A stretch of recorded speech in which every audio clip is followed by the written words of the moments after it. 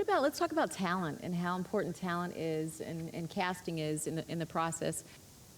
Yeah, I mean, it is kind of imperative now, and it goes across the board. I mean, obviously, the old kind of adage is, Brad Pitt might be your best friend, but if you don't have a good script to give him, he's never going to do your movie.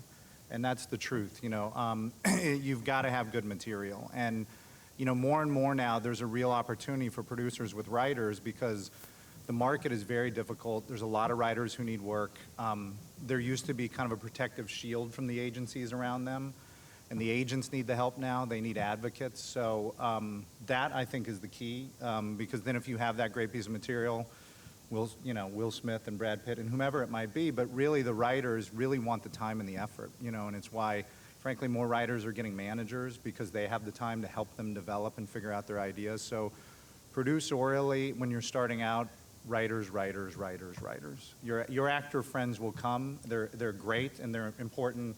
Like Will's saying, for me, it's great that I can call a movie star, Denzel Washington, and say, will you look at this? And he'll look at it quicker because I have a relationship with him. We've had success together. But really the thing I ask him to look at has to be a great piece of material.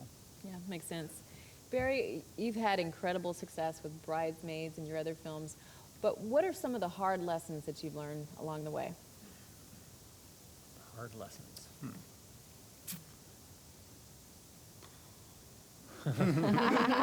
Where does one begin? I mean, the hardest lesson, I think, is, just goes along with what Scott's saying, which is if you don't have a great script, you're really not going to get anywhere. And I'd say the hardest part of my job, and probably all of our jobs, is getting the script to be good. And, there's a lot of scripts that, based on it being a great idea, can get you to a 5, or there's a lot of other scripts that are not a great idea, but based on a great writer writing them can get you to a 5. But how you get from 5 to 8 or 9, which is where you kind of need to be to have a movie that's going to communicate with an audience, because I think, from the beginning, I always felt like the goal was not to get the movie made, but to have the movie be good.